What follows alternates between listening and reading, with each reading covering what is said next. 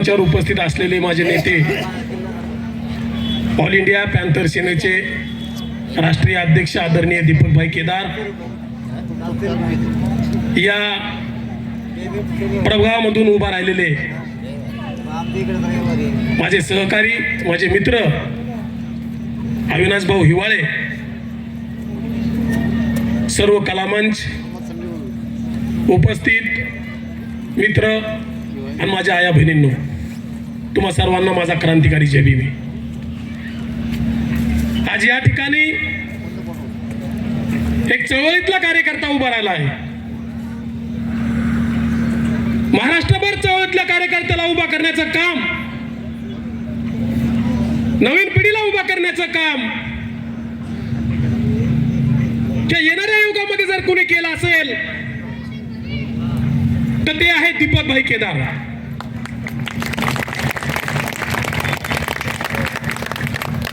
माझा परिचय देतो तुम्हाला. आता त्यांनी सांगितलंच तरी सुद्धा माझा परिचय देतो मी. त्याचा एक रिझन आहे, ते तुम्ही समजून घ्या. माझं नाव आहे नितीन सोनवणे. मी बीड जिल्ह्यातला एक छोट्याशा गावामधला अंजनोती गावातील एक युवक आहे. आणि माझी आई आणि वडील 15 वर्ष त्यांनी ऊस तोडलेला आहे. मी ज्यावेळेस जिल्ह्याच्या ठिकाणी आलो 2018 पासून मी भाईंच्या सोबत चळवळीमध्ये काम करायला लागलो. जे माझ्यासारखे तरुण आहेत, मला सांगायचा मुद्दा काय की जे माझ्यासारखे तरुण आहेत की आम्हाला कोणी संधी देत नव्हतं, आम्हाला कोणी जवळ घेत नव्हतं, आम्हाला कोणी पुढाकार देत नव्हतं. अशा नाजूक परिस्थितीमध्ये मला भाईंनी त्यावेळेस मराठवाडा उपाध्यक्षपद दिलं. त्याच्यानंतर 2021 ला जिल्हा अध्यक्षपद दिलं आणि त्याच्यानंतर 2025 ला महाराष्ट्र प्रवक्ता पद दिलं. माझी परिस्थिती सांगितली मी तुम्हाला, मुद्दामून सांगितली की अविनाश भाऊ सारखे आणि माझ्यासारखे कार्यकर्ते या महाराष्ट्रामध्ये असंख्य दीपकभाई केदारने त्यांच्या पायावर स्वाभिमानाने उभा केलेत, याचा मला अभिमान वाटतो. म्हणून मी आज या ठिकाणी या माझ्या मित्राच्या या प्रचारासाठी मी या ठिकाणी आलेलो आहे.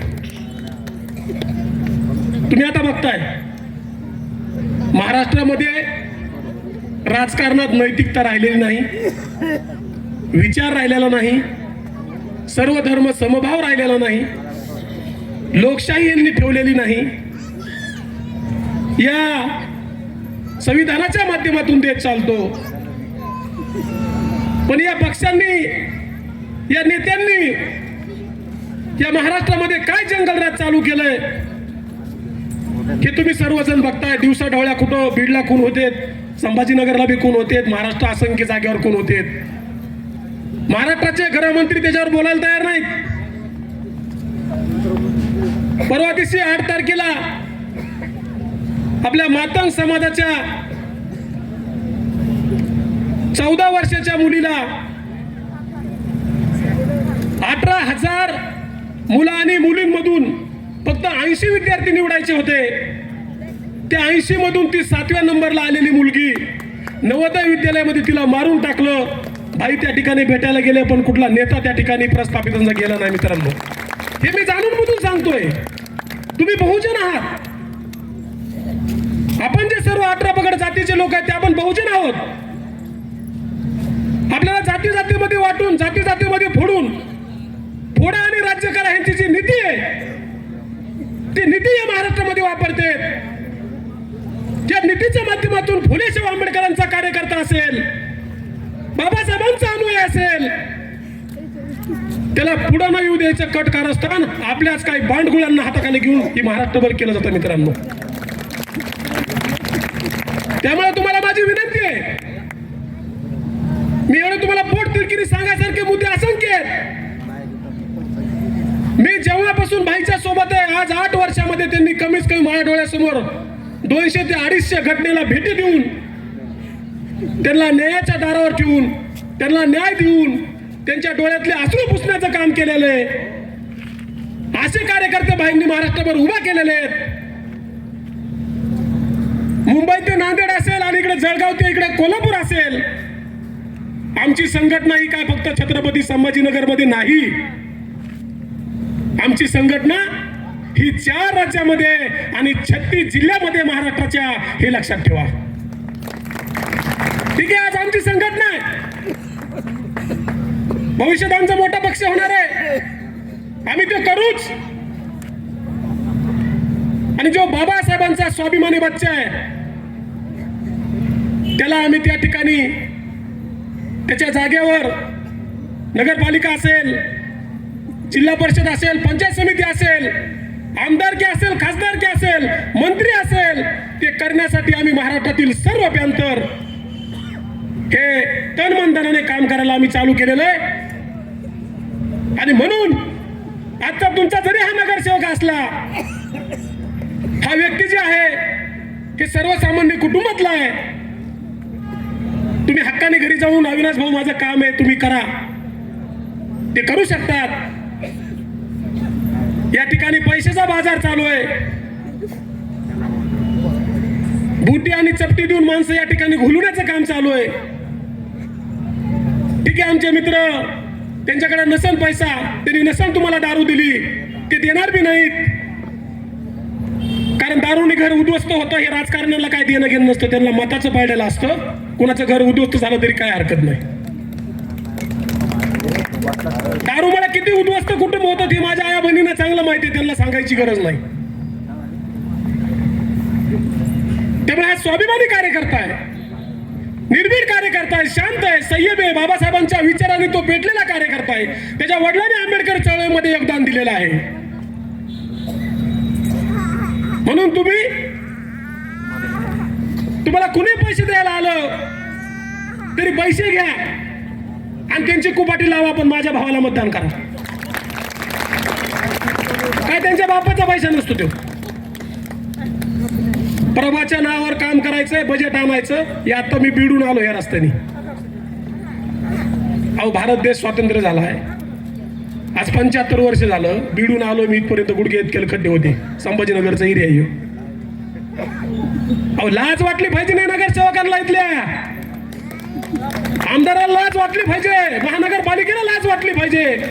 का रे बाबा, इथं राहणारे लोक आमचे माणसं नाहीत का? इथं राहणारे लोक जनावर आहेत का? या ठिकाणी रस्ते साईडला नाली बनवली पाहिजे, व्यवस्थित रस्ता बनवला पाहिजे, व्यवस्थित लाईटी लावला पाहिजे. हे काम कोणाचं आहे? हे काम असतं नगरसेवकाचं, हे काम असतं स्थानिकला आपण निवडून दिलेल्या प्रतिनिधीचं. आता तुम्ही जवळच्या माणसाला मत नाही टाकायचं, बाहेरच्या लालला पैसे घेऊन मत टाकला, तो काय डोंबला विकास करणार आहे? हे तुम्ही समजून घेतलं पाहिजे ना. अन्न, वस्त्र, निवारा या मूलभूत गोष्टी त्या त्या प्रभागामध्ये त्या त्या नगरसेवकाने दिल्या पाहिजेत, त्याची अंमलबजावणी केली पाहिजे. कारण तुम्ही त्यांना मत दिलेलं असतं आणि मत देऊन तुम्ही त्या ठिकाणी त्याला फक्त पैसे खाण्यासाठी आणि सगळा भ्रष्टाचार करण्यासाठी निवडून दिलेलं नसतं. त्यांना आपल्यासाठी दिलेलं असतं, सेवक असतील ते आपले. त्यामुळे तुम्ही संभाजीनगरला इकडे या ठिकाणी पैशाचा पाऊस पडतोय, पडू द्या. तुम्ही स्थानिकचे आहेत, विचार करा. छत्रपती फुलेशाह आंबेडकर, अण्णाभाऊ साठे यांच्या विचाराचे आपण वारसदार आहोत, आपण त्यांचे लेकर आहोत, आपण त्यांचे अनुयायी आहोत. आपण कुणाच्याही बोलताबाला बळी न पडता, कुणाच्याही पैशाच्या आमिषाला, कुणाच्याही दारूच्या आमिषाला, आणि मटण तर काय आपण रोजच खातो, त्याच्यावर काय बोलायचा विषय नाही. पण कुणाच्या दारू आणि मटणाला, पैशाला तुम्ही भळबळू नका. आणि उद्याचं जे नेतृत्व आहे त्याला तुमच्या सेवेसाठी मतदान रूपी त्याला त्या ठिकाणी एससी त्यांचं शेवटला 11 नंबरचं बटन आहे, ते बटन दाबून त्यांना भरघोस मताने विजय करा. असं मी ऑल इंडिया पॅंथर सेना राज्याच्या वतीने तुम्हा सर्व नागरिकांना मी या ठिकाणी विनंती करतो, आव्हान करतो. आपण तुमचा लेख म्हणून, तुमचा प्रभागातला व्यक्ती म्हणून त्या ठिकाणी त्यांच्याकडे बघून तुम्ही त्यांना मतदान कराल, अशी सुद्धा अपेक्षा तुमच्या सर्वांकडून मी बाळगतो. जास्तीचं न बोलता या ठिकाणी भाई आपल्याला बोलणार आहेत. माझी मी रजा घेतो. जय भीम, जय शिवराय.